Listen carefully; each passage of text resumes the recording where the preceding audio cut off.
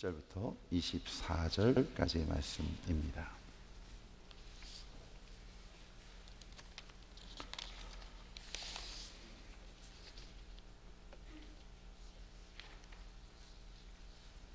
제가 먼저 받들어 봉독하겠습니다. 또 이르시되 어떤 사람에게 두 아들이 있는데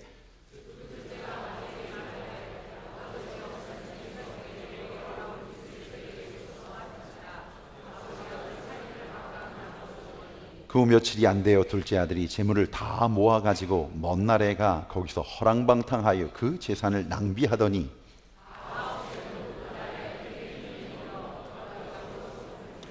가서 그 나라 백성 중 한 사람에게 붙어 사니 그가 그를 들로 보내어 돼지를 치게 하였는데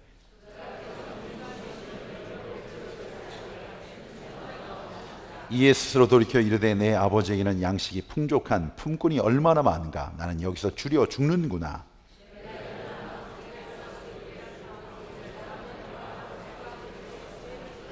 지금부터는 아버지의 아들이라 일컬음을 감당하지 못하겠나이다. 나를 품꾼의 하나로 보소서 하리라 하고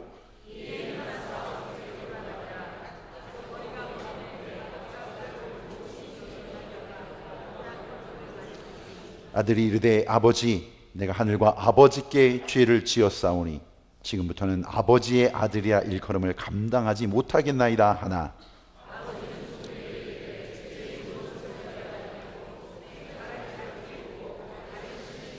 그리고 살찐 송아지를 끌어다가 잡으라. 우리가 먹고 즐기자. 이 내 아들은 죽었다가 다시 살아났으며 내가 잃었다가 다시 얻었노라 하니 그들이 즐거워하더라. 아멘. 아멘.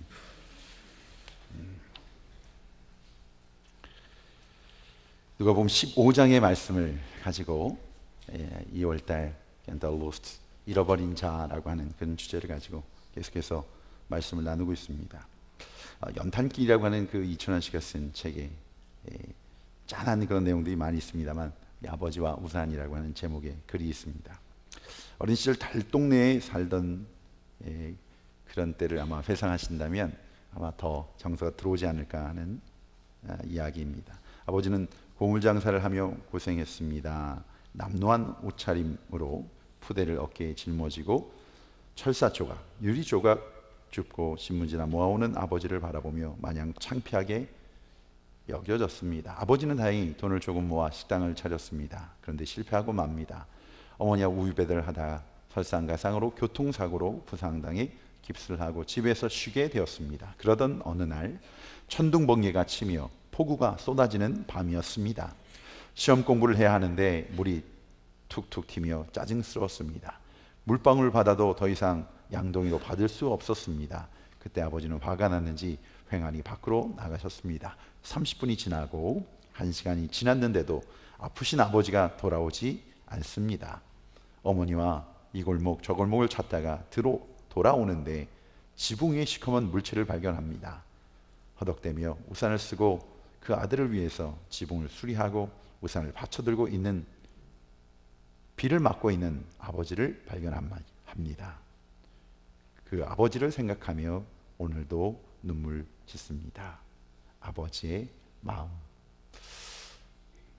누구나 인생을 살 동안 가장 큰 영향력을 끼치는 사람, 우리 아버지, 어머니, 부모라는 데 주저앉고 동의하실 거라 생각합니다. 오늘 우리가 나누고자 하는 이 본문의 이야기에도 아들의 인생에 지대한 영향을 미쳤던 한 아버지를 우리가 만나게 됩니다. 저와 여러분들의 아버지는 어떠셨습니까? 어떤 아버지셨습니까? 우리의 인생과 운명을 더 나은 삶으로 바꾸어 주셨던 아버지셨습니까? 아니면 오히려 오늘도 생각하면 가슴에 상처를 안고 살아갈 수밖에 없도록 깊은 고통을 준 분이었습니까? 제가 소개하기를 원하는 오늘의 아버지, 성경에 보이는 이 아버지는 아들의 운명을 바꾸었습니다. 파멸로 가는 그 아들의 삶을 새롭게 돌이켰습니다. 바로 오늘 그 아버지를 소개하려고 합니다. 오늘 본문이 속해 있는 누가복음 15장에는 이런 특징들이 있습니다. 가장 긴 비유, 예수님의 비유 가운데 가장 긴 비유입니다. 또 가장 많이 알려진 또 비유이기도 합니다.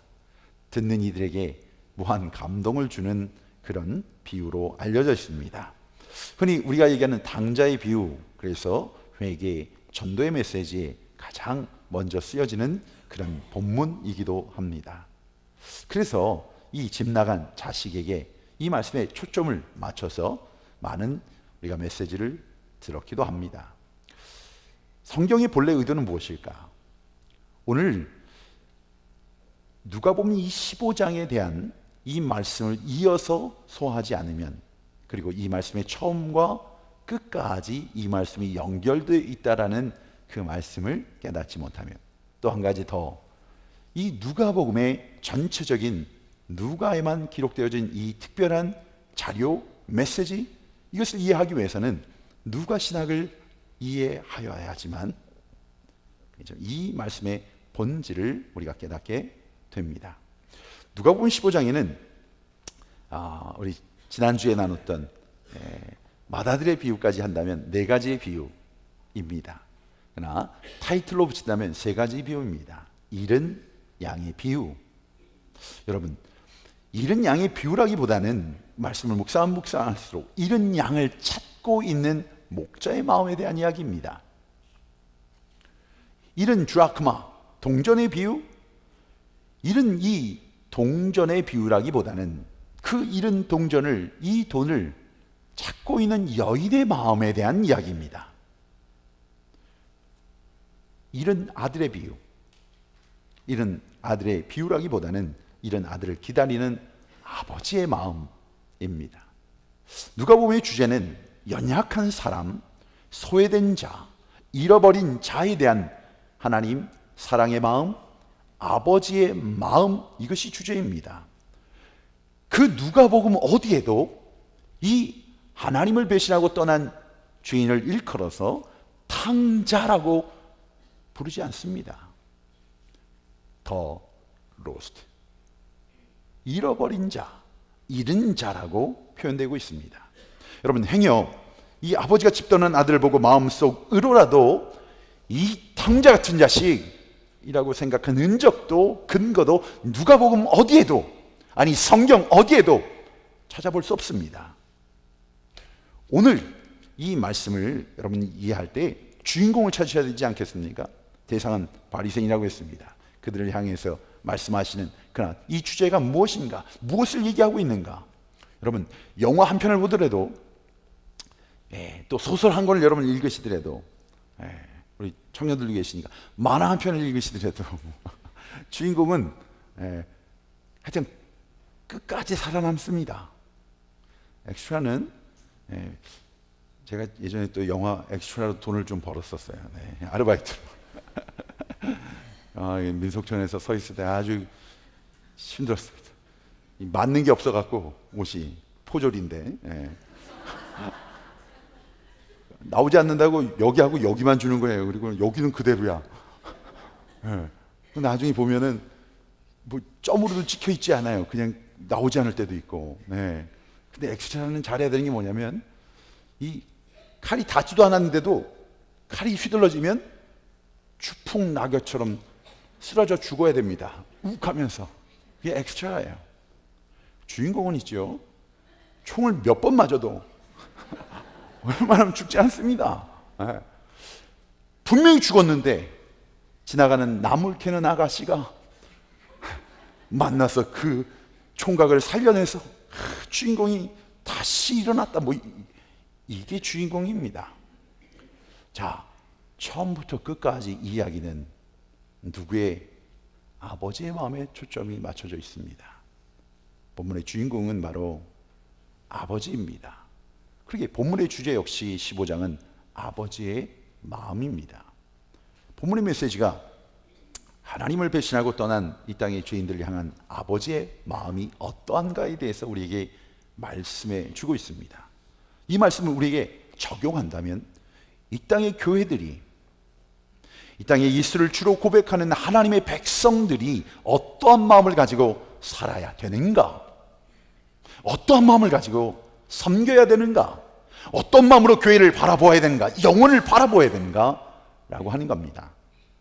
자, 한번 따라 하십시다. 아버지의 마음으로 살자. 자, 위에 계신 분에게 아버지의 마음으로 사십시다 이렇게 권고하겠습니다. 아버지의 마음으로 사십시다. 아버지의 마음으로 사십시다. 자, 누가복음 15장에 나오는 첫 번째 비유인 잃은 양의 비유는 이 양이 무지에서 길을 잃었습니다. 목자의 소리를 듣지 않은 거예요. 잃은 돌은 환경 때문에 잃게 되었습니다. 자기 힘으로는 돌아올 수가 없어요. 누군가가 찾아줘야 돼요. 성경은 그래서 잃은 양의 비유에 목자가 찾아냅니다. 이 어둠 속에 있는 이 동전을 또한 찾아냅니다. 잃은 아들은 자기 판단과 결단에 의해 집을 나갑니다. 그리고 그 판단과 결단에 의해서 돌아옵니다. 자, 성경은 이 세 가지 비유 속에서도 그들을 죄인, 반역자, 배신자라고 말하지 않고 오히려 그들을 잃은 자라고 말씀하고 있습니다. 여러분, 여기에 우리가 세상을 바라보는 이 죄악된 세상 한복판에서 우리가 살고 있지만 하나님의 자녀로 이 땅에 사는 사람들을, 영혼들을 바라보는 기준을 우리에게 이야기하고 있습니다. 아니, 하나님이 오늘도 우리를 바라보시면서 말씀하고 계신 아버지의 마음이 무엇인지를 우리에게 말씀하고 있습니다. 돌아오면 내가 용서할 거야. 그것이 아니라 용서하고 기다리고 계시는, 이미 용서해 놓고 기다리고 계시는, 여러분, 자녀를 양육하다 보면 어느 날 이 자녀들이 부모 마음에 이 못을 박을 때가 있습니다. 우리 집은 그런 적이 한 번도 없습니다. 그런 눈으로 지금 보시는 것 같은데 두고 보겠습니다. 저희 집이 그랬어요. 가슴이 먹먹하고 아프고, 이놈의 자식, 너 한 번, 두 번은 내가 저거 하지만 너 한 번만 더 그래? 또 이 집에서 나가. 우리 집안에 있으려면 아빠 말을 들어야 돼.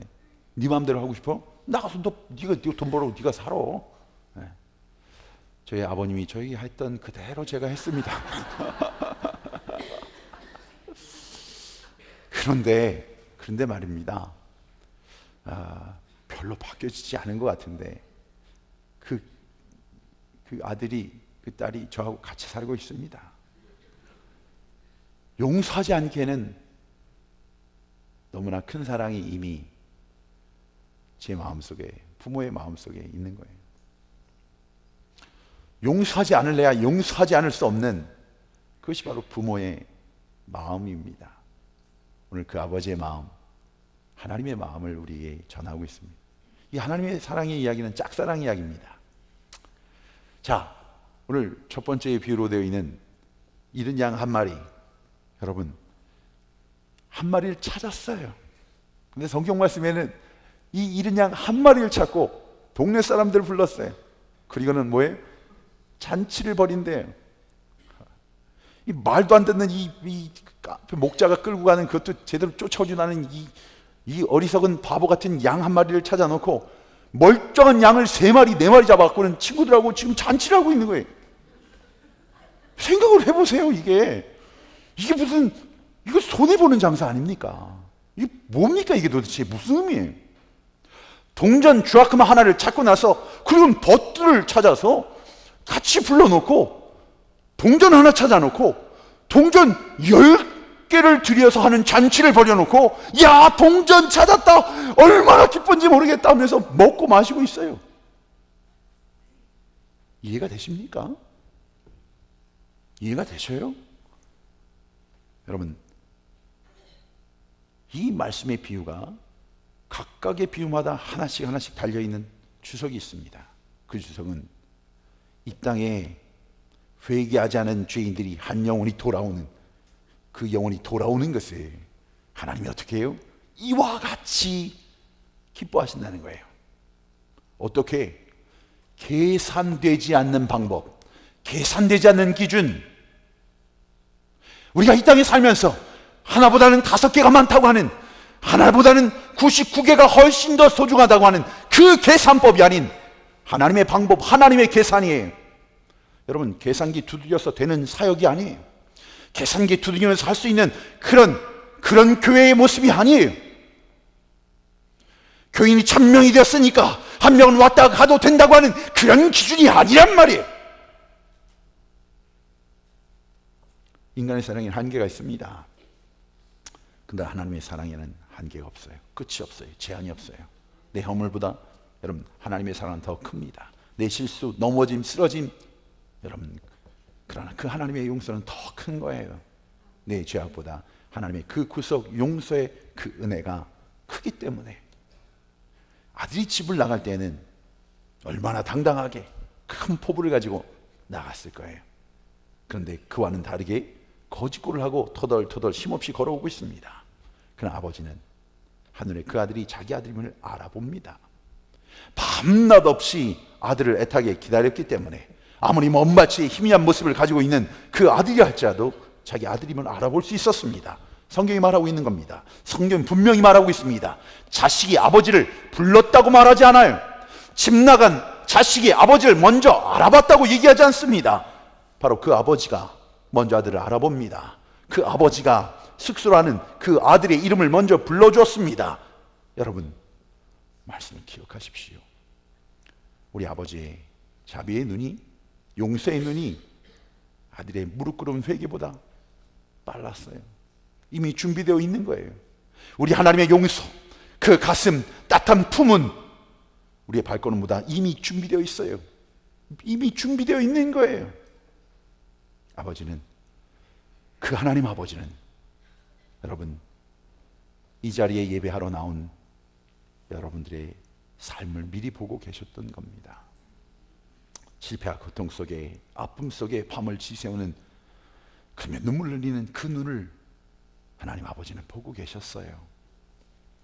거리에서 술에 취해서 비틀거리며 방황하는 그 아들을 아버지의 눈은 그 아들을 뒤쫓고 있었던 거예요. 돼지우리 앉아서 자기의 신세를 한탄하며 절망 속에 빠졌던 그 모습을 아버지는 보고 계셨던 거예요. 돌아가야지. 아니야, 돌아가도 아버지가 나를 맞아주지 않을지 몰라. 아버지의 진노가 있을 거야. 그런 어리석은 충혈된 눈을 가지고 굶주린 창자를 붙들게 앓고 있는 그 아들을 바라보고 계셨어요. 포기하지 않고 기다리고 계셨어요. 찾고 계셨어요. 오늘 이 자리에 여러분이 나오기 전까지 그 모습, 실수, 실패, 넘어짐, 쓰러짐, 더러움, 냄새남, 썩어짐 알고 계셨어요. 보고 계시는 거예요. 그 아버지의 마음이 오늘 성경에 이렇게 표현되고 있어요. 오늘 이 말씀을 본문으로, 원문으로 보면 거기는 반복된 단어들이 몇 가지가 있어요. 예를 들어 휴레카, 찾았다는 거예요. 찾았는데 어떻게 진리를 발견한 거죠? 발견한 거예요. 찾은 거예요. 그 영혼을 찾았어. 그 영혼을 찾은 거예요. 그 놀라운 그 기쁨들을 이야기해요. 내가 찾았단 말이다. 내가 잃어버렸던 아들을 찾았단 말이다. 거기에 또한 우리가 집중해야 될 단어 하나가 있어요. 정관사예요. 네. 정관사가 뭐죠? 더, T, H, E, 더라는 정관사예요. 이것이 반복되고 있어요. 양은 양인데 더 양이에요. 동전은 동전인데 그 많은 동전 중에 그냥 one of them이 아니라 그 동전이에요. 그 동전. 네? 자, 동전을 찾는데, 양을 찾는데 건초더미에서 잃어버린 동전 대신 여러분 아무 동전이나 에휴, 동전 하나 잃어버렸네. 그리고는 다른 데서 그 동전 하나, 그리고는 갖다가 10개 채워넣을 수 있는 그런 동전이 아닌 거예요. 어떤 동전일까? 잘 모르겠어요. 그렇지만 그렇게 소중한 것이라면 사랑하는 사람이 남기고 떠난 동전일지 몰라요. 그 동전에는 약속이 있어요. 그 동전에는 그 추억이 있어요. 그 동전은 그 남편, 그래요, 사랑하는 사람에게 의미로 받은 동전이에요. 그래서 그 동전을 찾을 때까지 포기할 수 없는 그런 동전인 거예요. 그래, 거기에 더가 붙어 있어요. 잃은 양을 찾아놨어요. 그래, 한 마리 없어졌으니까 시장에 가서 그래, 한 마리 사다가 100마리 채워 넣어야지 할 수 있는 그런 동전이, 그런 양이 아니에요. 지금 목자의 마음은 내가 아침 저녁으로 이름을 부르던 그 양이에요. 상처를 어루만져줬던 그 양이에요. 젖을 짜 먹이던 그 양이에요. 가족이에요. 내 사랑하는 자녀와 같은 그런 양이에요. 그래서 그 양을 찾을 때까지는 포기할 수 없는, 다른 시장에서 한 마리 갖다 놓고 100마리를 채웠거나 할 수 있는 그런 양이 아니란 말이에요. 아들 하나가 집을 나갔는데, 그래 잘됐다, 말썽장이 이놈의 아들. 그래서 그 안에 가서 나이 비슷한 아이, 비슷한 얼굴 가진 아이 데려다가 이제 두 아이 됐으니까 두 발 뻗고 편하게 행복하게 살아야지, 그러면서 웃을 수 있는 그런 아들이 아니에요. 내 핏줄 타고난 아들, 옹알이 하면서 걸음마를 할 때 내게 기쁨을 주던 그 아들, 그 아들을 어떻게 포기해요? 그 아들이 다시 돌아올 때까지, 찾을 때까지 그 문을 닫아둘 수 없는 거예요. 그 아버지의 마음, 그 아버지의 마음이에요.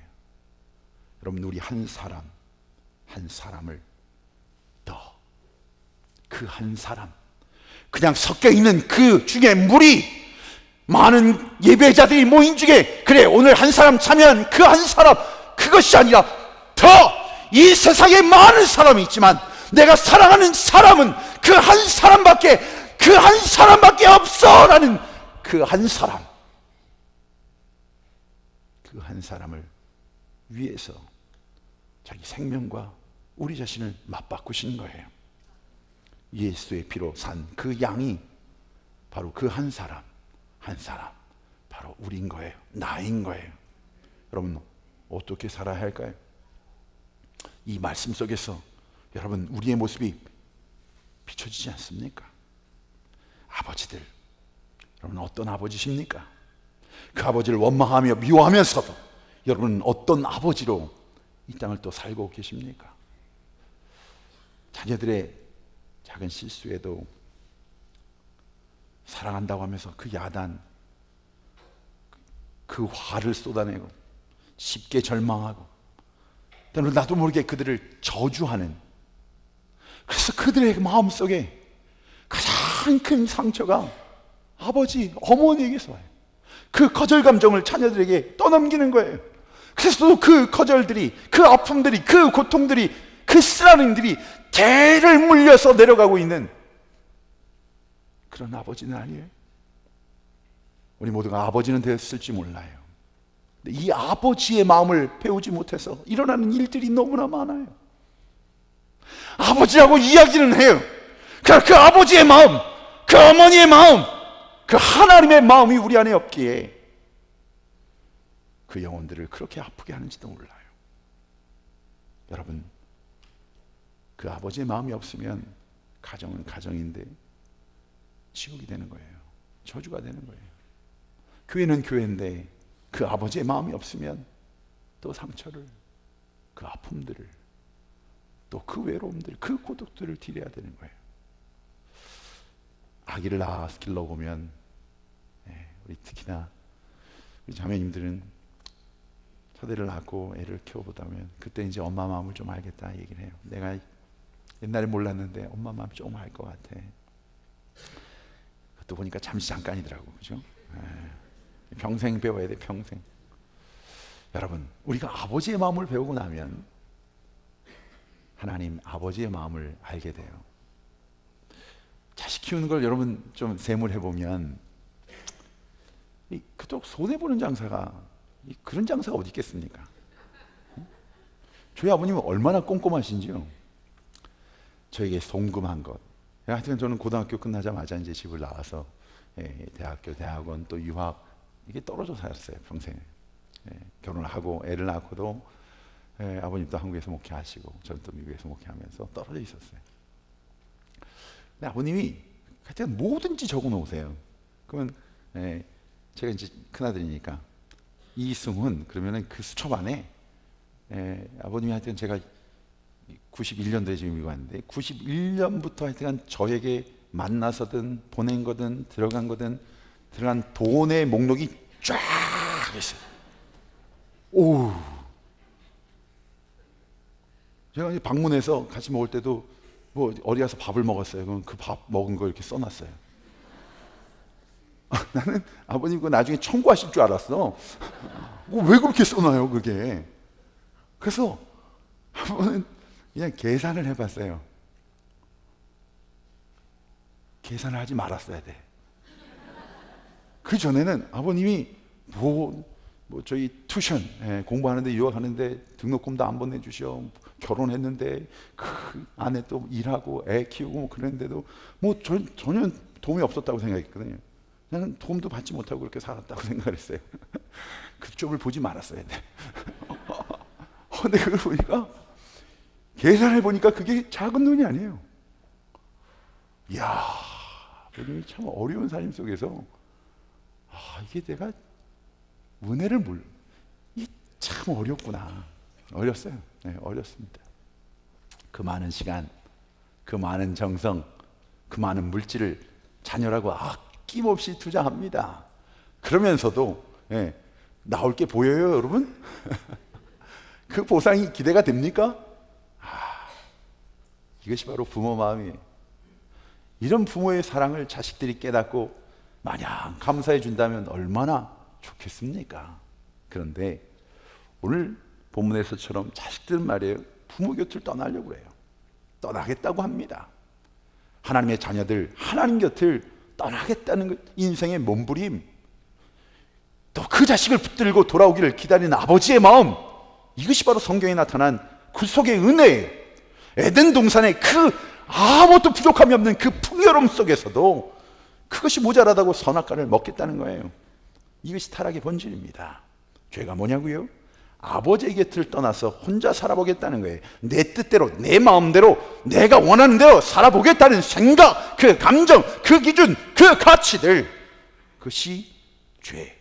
이것이 타락이라고 성경이 말하고 있어요. 아버지 재산 중에서 내게 돌아올 몫을 내게 주십시오. 아버님 돌아가시지도 않았는데, 여러분 그때 당시에 중동에는 아버지에게 분깃을 달라고 하는 것은 아버지를 죽은 자로 여기는 거예요. 아버지를 무시하는 거예요. 살아있는 아버지를 죽이는 거예요. 그렇게 요구한 거예요. 여러분 이 자식을 신학적인 용어로 가지라고 합니다. 방송에 나가서 포가지라고 합니다. 그렇지 않아요? 살아있는 아버지를. 그래서 아버지를 떠난 아들이 결국 가는 곳이 어디냐면 먼 나라였습니다. 먼 나라가 어디입니까? 이 아버지의 사랑이, 그 아버지의 무조건적인 이 사랑과는 거리가 먼 나라. 신비해 보여요? 매력적이에요? 내 마음대로 내 뜻대로 사는 그 나라. 근데 자신을 파괴하는 나라였어요. 마귀는 지금도 우리에게 말해요. 그렇게 사는 것 지루하지 않냐고, 지겹지 않냐고. 아버지 품에 사는 것, 예배하며 사는 것, 섬기며 사는 것 지겹지 않냐고. 그렇게 우리에게 속삭이는 거예요. 내 마음대로 한번 살아봐야지, 내 뜻대로 한번 살아봐야지. 그래, 누가 참을 수 있겠어? 그건 맞는 거야. 내 마음이, 내 뜻이, 내 기준이 맞는 거야. 내 의지대로 해봐. 아버지 곁을 떠나게 하는 겁니다. 이것이 사탄의 전략입니다. 유혹입니다. 그때 아버지가 몰랐을까요? 그렇게 나가는 자녀를 보면서 어떤 어려움이, 어떤 힘든 일들이 벌어질지 아버지는 몰랐을까요? 아니에요. 알고 있었어요. 그러나 그 자녀를 믿어주기로 결심한 거예요. 왜? 그 물질보다 더 귀하니까. 그 아들을 잃어버릴 수는 없으니까. 그 아들을 믿어주는 거예요.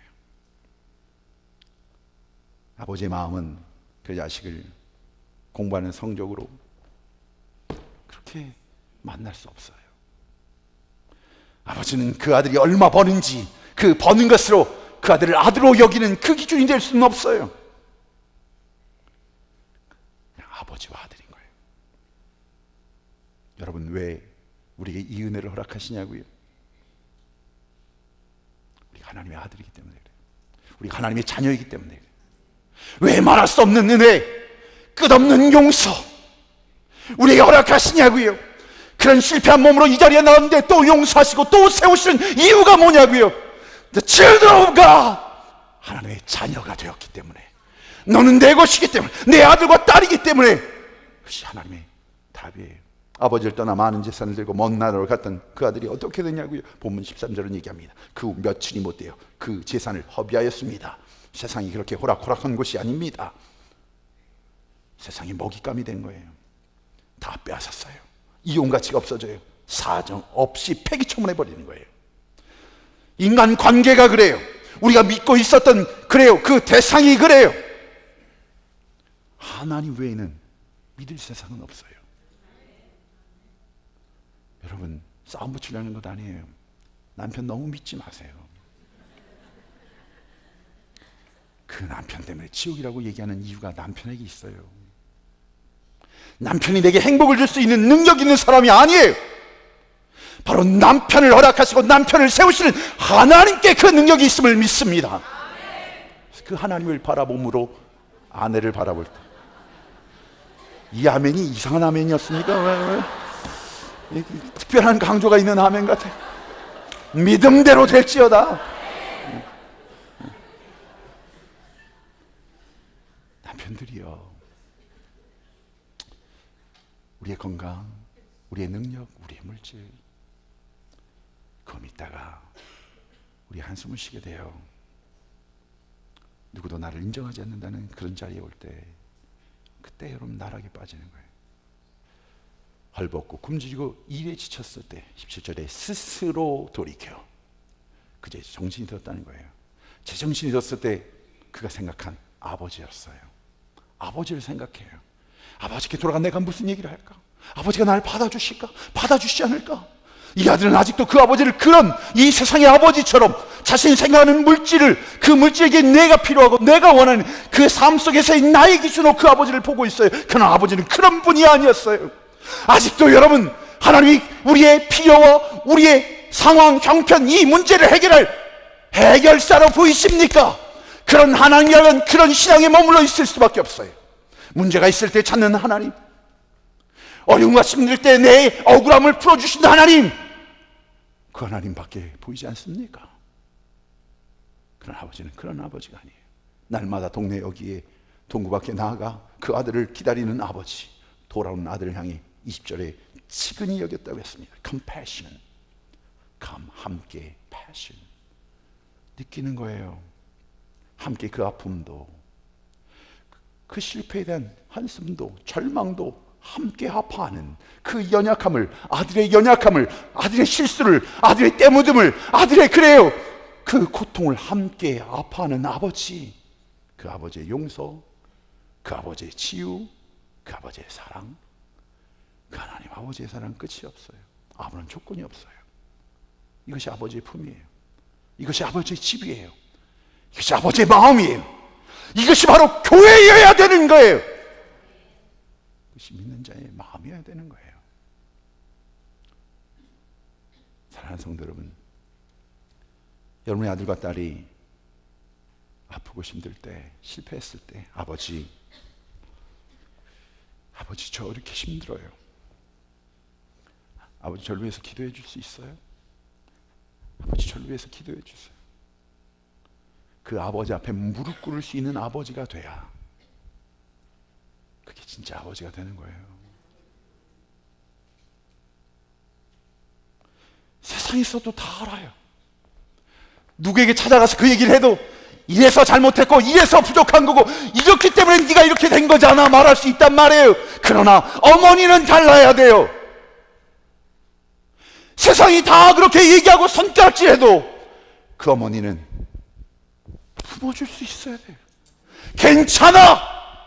괜찮단 말이야! 그런 어머니가 돼야 그 실패 속에, 그 아픔 속에 그 어머니를 찾아가 기도의 제목을 내놓지 않겠어요? 정말 잃어버린 이 아들 배가 고파서 아버지를 찾았나요? 그 아들이 돌아오며 찾은 것은 단순히 그 아버지 양식만이 아니었어요. 아들은 아버지를 찾는 거예요. 보면 17절부터 18, 19, 20, 21절까지 계속 반복되는 단어가 하나 있어요. 아버지예요, 아버지. 내 아버지에게는 아버지께 가서 아버지요, 아버지께, 아버지의 아들, 아버지의 품, 아버지의 마음을 이야기하고 있는 거예요. 그 아버지의 마음으로 찾아 나온 거예요. 아버지는 버림받은 아들의 쉼터가 되는, 영혼의 안식처가 되는, 그렇게 언제나 돌아갈 수 있는 집, 그것이 아버지의 마음이에요. 그것이 교회예요. 그것이 교회여야 돼요.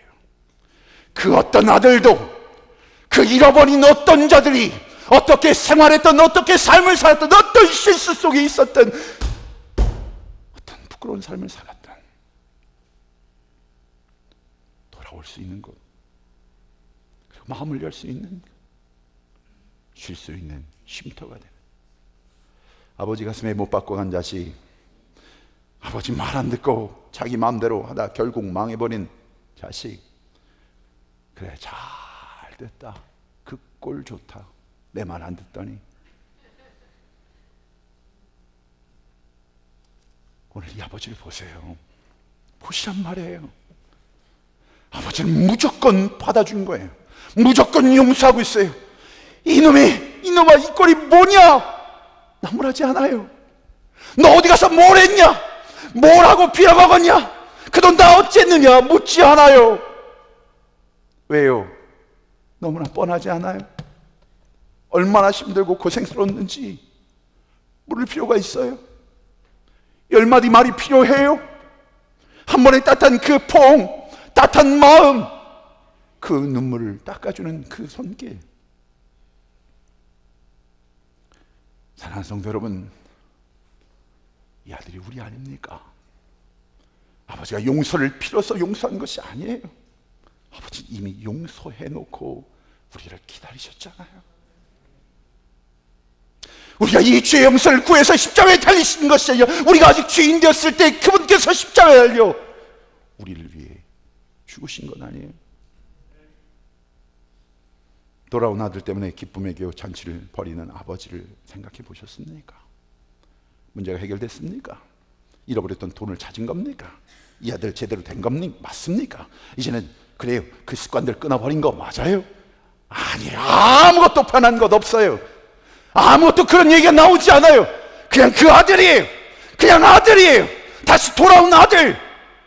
무엇이 되어서 기뻐하는 것이 아니에요. 무엇을 할 수 있어서 자랑거리가 되어서 기뻐하고 즐거워하는 것이 아니에요. 비록 상처투성이지만, 아직도 냄새가 나지만, 아직도 더럽지만, 아직도 손가락질 받은 그 영혼이지만, 하나님이 사랑하실 아들이기 때문에 우리도 즐겨하며 반기는 거예요. 그것이 교회여야 돼요. 잃은 줄 알았던 자식, 죽은 줄 알았던 자식 돌아왔으니까 기쁜 거예요. 그게 아버지의 마음이에요. 오늘 말씀을 준비하면서 저는 그런 생각을 했어요. 홍정희 목사님이 이런 고백을 한 적이 있어요. 말씀을 가지고 교회를 세우니까 말씀의 공동체가 되면 성도들이 변한 줄 알았대요. 안 변하더래요. 너무나 셀피시하더래요. 그래, 제자 훈련하면 저들의 가치들이 변하겠지. 제자 훈련을 했는데 컨디션하게 저들에게 그 구령의 열정보다는 교회의 건강한 밸런스라고 해서 오히려 자신의 것과 하나님의 것을 너무나 선을 딱 그으면서 5대5 이러더래요. 그 생각이 났어요. 건강한 교회가 뭘까요? 그 밸런스. 지금 내 아들이 지금 피 흘리고 있는데, 아빠 나 좀 살려달라고 하고 있는데, 그 아들이 부르짖음이 있는데, 이 아들을 보면서 여러분 어떻게 하시겠어요? 밸런스요? 나는 그렇게 못해요. 누가 뭐라고 해도, 누가 손가락질해도 나는 이 아들을 살려야 되겠어요. 이 아들을 품 안고 병원으로 달려가야 되겠어요. 이 아들만 볼 거예요. 이 아들의 손만 붙잡을지도 몰라요.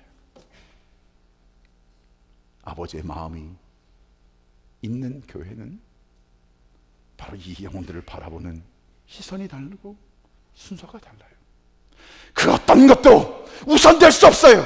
이 생명을 구하는 일에, 이 생명을 하나님 허락하신 그 일에, 이 사역이, 그 마음에 그 어떤 것도, 그 어떤 물질도, 그 어떤 기관도, 어떤 시기도 안 돼요. 그것이 먼저예요. 여러분, 오늘 말씀 속에 도전받고 계세요? 아버지의 마음을 듣고 있어요? 이 마음을 깨닫고 감사하며 살고 계세요? 이 아버지의 마음을 받으라는 거예요. 이 마음을 나누라고 하는 거예요. 아버지의 마음을 가진 리더, 이 아버지의 마음을 가진 사역자. 여러분, 젊고 많이 배운 자식들이 이제 돈 좀 번다고 늙어가는 부모를 바라볼 때도 이 아버지의 마음으로 바라보셔야 돼요. 저는 우리 자녀들이 참 잘해줘요. 근데 몰랐어요. 케이크를, 아빠 감사하다고 선물을, 사랑한다고 볼에 키스를. 고등학교를 마치고 한 번도 아버지의 생일에 케이크를 사들고 그 앞에 서본 적이 없어요. 사역의 자리에 떨어져 있으니까, 멀리 타국에 있으니까. 아버지의 생일에 아버님 생신 축하합니다, 돈은 붙였는지 몰라요. 그래본 적이 없어요. 저희 아버지는 어땠을까?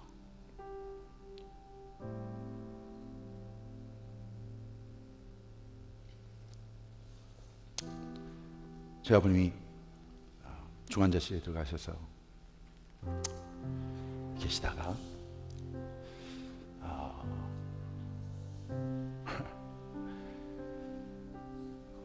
비행기로 잠깐의 그 정신이 돌아오실 때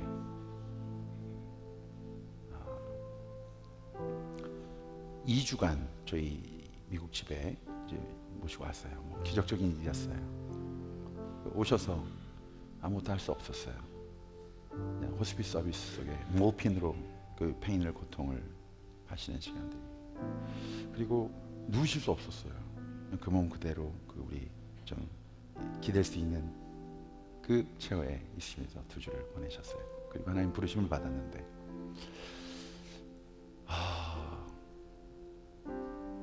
제가 목사니까 약속한 새벽기도, 제가 서야 될 성경 공부, 이미 약속해 놓은 신방들, 예배, 저녁 예배. 아버님이 언제 하나님 부르심 받을지도 모르는데 아버님 계속 계신 줄 알았어요. 그래서 또 그 새벽이 되면 또 나가요. 그리고 저녁 때 되면 들어오는 거예요. 아버님 괜찮으시냐고 전화로 묻고. 근데 아버지는 잠을 주무실 수 없었어요. 그러니까 저를 기다리고 계신 거예요. 그리고 자신이 하나님 부르신 나를 알고 계셨기에 저에게 말씀을 해주고, 승훈아, 목사는 말이다, 사역 속에서 말이다, 내가 참 이런 부분에 힘들었다, 부족했다, 그때는 알지 못했다, 깨닫지 못했다.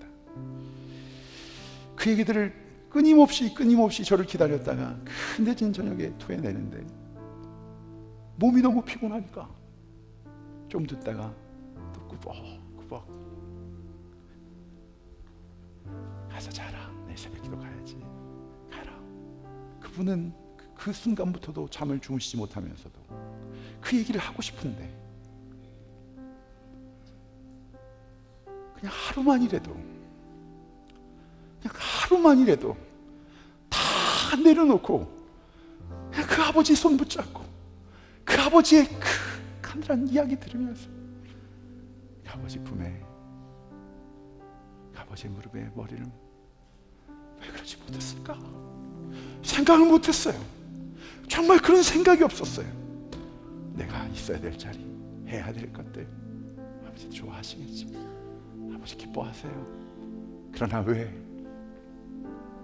이렇게 분주했는지, 왜 못 봤는지, 왜 그 하루, 그렇다고 우리 교인들 섬기는 교회가 나보고 싹고 먹자고 그럴 것 같지 않은데 그때는 못 살폈어요.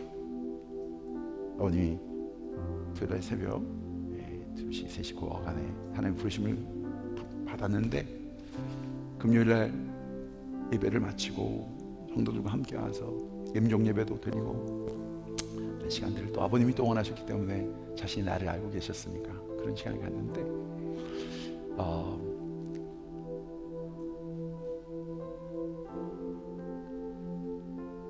제가 너무 피곤해 보였나 봐요. 너무 피곤해 보였나 봐요. 아버님 오늘 자꾸 얘기하시려는데 잘 안 들리는 거예요. 또 꾸벅꾸벅 아버지가 그러시더라고요. 들어가서 자라고, 들어가서 자라. 한마디 주신 말씀이 있어요. 제가 임종은 지켰거든요. 그런데 아버지가 그러더라고요. 승훈아, 나는 네가 내 아들이라는 게 참 자랑스럽다. 근데 그때는요, 내가 뭔가를 잘하고 있으니까, 목사로서 열심히 살고 있으니까, 아버지 보시기에 부끄럽지 않은 아들로 성장했으니까 그래서 자랑스럽다고 하신 줄 알았어요. 그거 아니에요. 아버지의 눈에는 큰 사역하는 목사, 작은 사역을 하는 목사가 아니야. 내 사랑하는 아들인 거예요. 그 사랑하는 아들에게 주고 싶은 말, 그냥 아들이기에 그 모습이 사랑스럽고 자랑스럽던 거예요. 이제 그거를 알게 됐어요. 내 아들, 딸을 보면서 그 학교에 그 기준이 아닌데 그건 나에게 상관없어요. 내 사랑하는 아들이에요. 그 아들이 너무 좋아요. 그 딸이 너무 귀해요. 그게 아버지의 마음이에요. 여러분, 그 아버지의 마음을 가지면, 그 아버지의 마음을 가지면, 사랑하는 성도 여러분, 그 아버지가 귀히 여기는 그 복음을 전하는데 너무나 분주해서, 돈 버는 일이 너무나 귀해서, 너무나 바빠서 그 아버지의 마음을 이룰 수 없고, 그 아버지와 함께 할 수 없고, 그 아버지의 손을 붙잡을 수 없을 만큼의 분주한 삶은 옳지 않아요. 바르지 않아요. 제대로 믿는 것 아니에요. 잠깐 물질 얘기하고, 기준 얘기하고, 전통 얘기하고, 이래서는 안 되고 저래서는 안 되는 것보다 더 중요한 것은 그 영혼을 우리에게 주셨잖아요. 그 영혼이 지금 이 자리에 나왔잖아요. 이 시간 말씀을 들으며 하나님을 만날 수 있잖아요. 그 아버지의 마음으로 보면 귀한 영혼이잖아요. 그거예요. 그게 교회예요. 그게 하나님의 자녀예요.